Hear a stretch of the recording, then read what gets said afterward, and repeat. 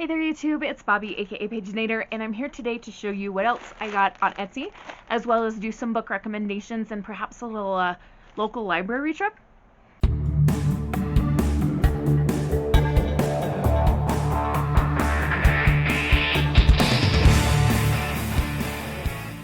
So we're going to start with this Etsy package because it's going to set the theme for the rest of this video. I showed you recently in a haul a package I got from the Mug Hoarder Etsy shop, my friend Christy, and we got a mug that was Hunger Games themed, and I also ordered a t-shirt. So we're going to open up this package and see the t-shirt now that it's arrived. Alright, so we're going to shake this sucker out and let you see it. As you can see, it says, "Love is love is love," and we have some rainbow colors here. Now, since I ordered this t-shirt, I've been debating whether I should wear it to school or not, because I live in a very small town. It's fairly conservative. I do have and have had students that are part of the LGBT plus community, and I'm always on the lookout for quality books for young people that feature representation from that community. And I feel like it's 2022, like, if you can't at least be tolerant of people who are different than you, then what are you doing here? But I'm still a little bit nervous about whether I should wear this shirt to school or not. So I think what we'll do is maybe wear it on a little jaunt to the community library and see if there are LGBT titles there available at my local library. But before we go to the library, we're going to do a little Peter Kenneth shirt switcheroo. Ta-da!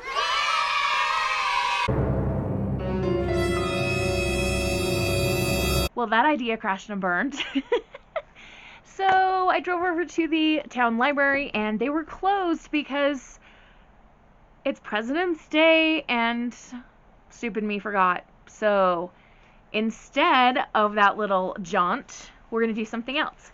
Now, normally I would say, okay, we'll just go to the library tomorrow. However, the library closes so early the rest of the days this week, except for I think Thursday, that I wouldn't have time to like go film and edit in time for my Wednesday video for the week. So instead, I have pulled 5 books from my shelf that have LGBT plus representation, and I'm going to be doing book talks about them. Now, I know some of my students have found this channel. If you're watching this and you are one of my students and I talk about a book that you want to read that's not in the classroom, you just got to talk to me. We'll make it work. For the rest of the world, these are all books that I enjoyed that had LGBT plus recommendation or representation in them. Words. We're going to start with a just fun one. This is Bedazzled by Ryan LaSala. This is about 2 boys who are ex-boyfriends, and they both end up in a cosplay competition, and for the partner round, they get put together, of course.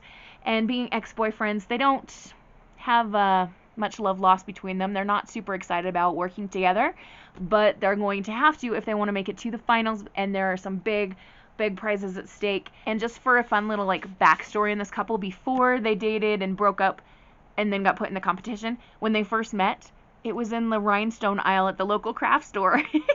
They're a match made in craft heaven.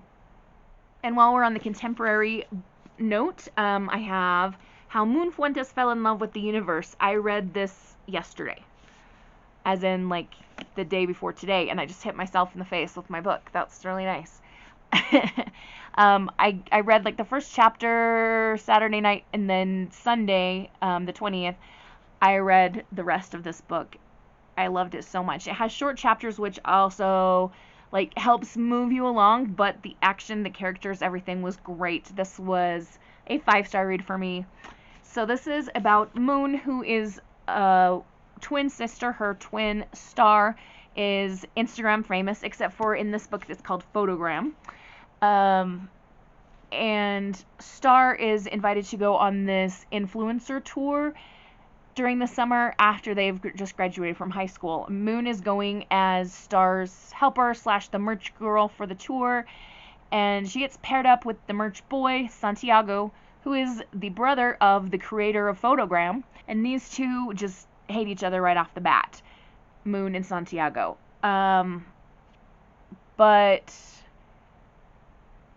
as you might be able to tell by the fact that this is a contemporary romance, We are going to have these two catch feelings for one another. We have some good tropey things happening. Now, the LGBT plus representation is not with our main character, Moon. It is with another character, and I don't want to spoil, actually two other characters.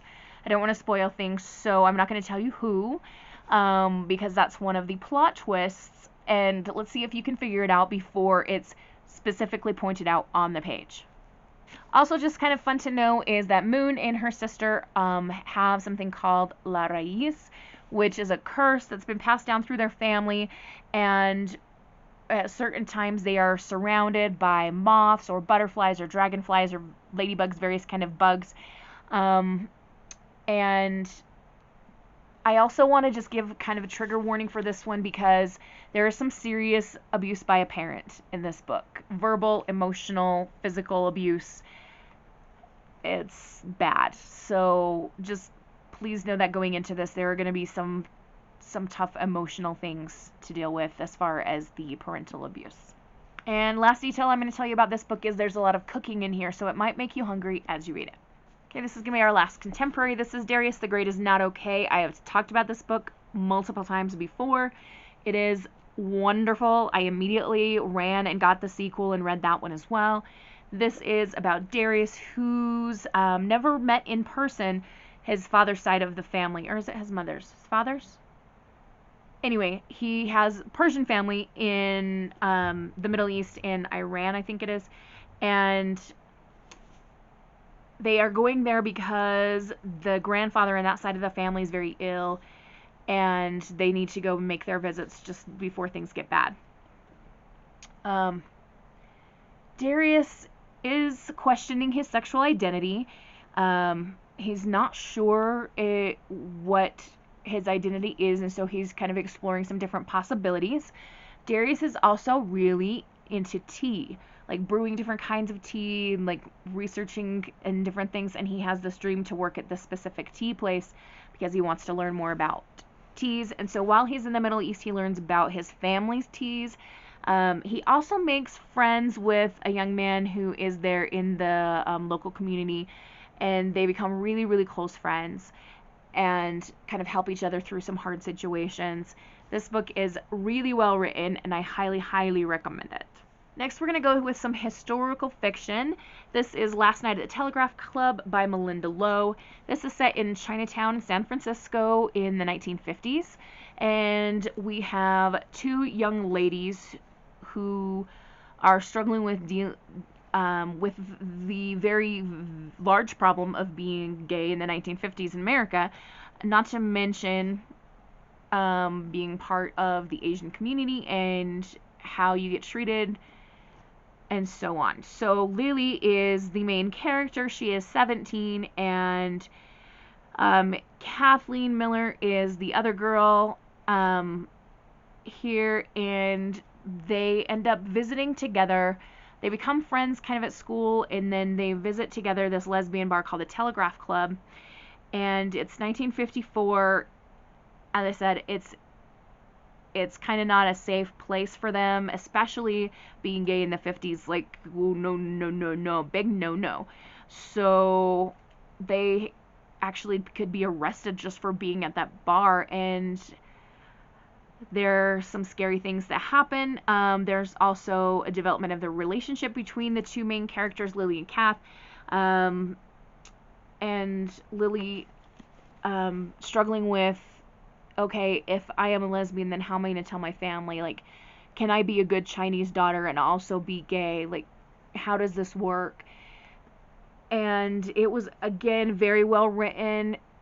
Some older adultish material to the point where I don't know that I'm going to, like, take it to school.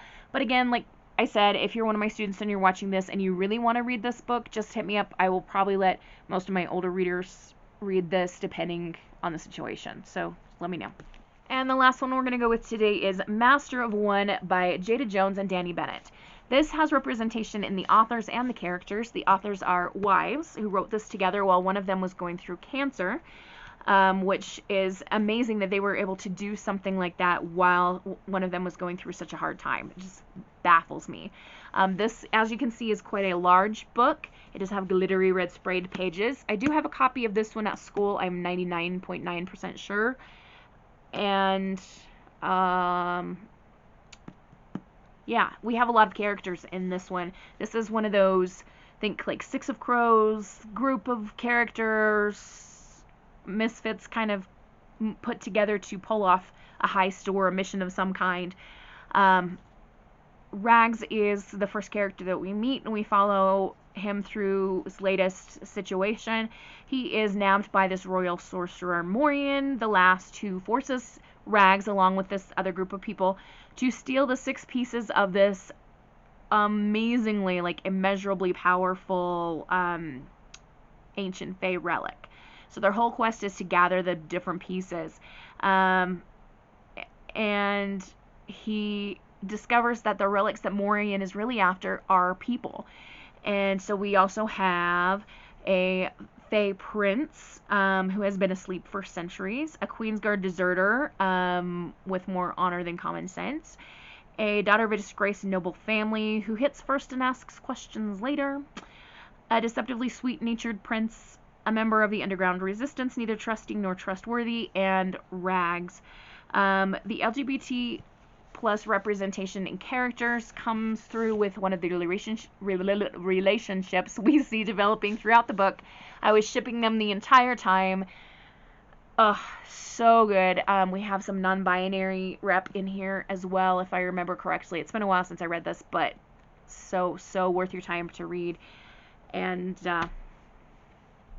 it is lots of adventure, lots of intrigue. It is, again, an ensemble cast, so you're meeting lots of characters, but very, very, very worth the time it takes to read this because it is phenomenal. So there are many other LGBT plus titles that I could tell you about, but those are the ones that we're going to focus on today. And just remember this: love is love is love, just like my lovely shirt says. Thank you once again to Christy for the great shopping experience on Etsy, and thank you to all of you for watching. Have a wonderful, magical, and bookish day. Happy reading. Adios.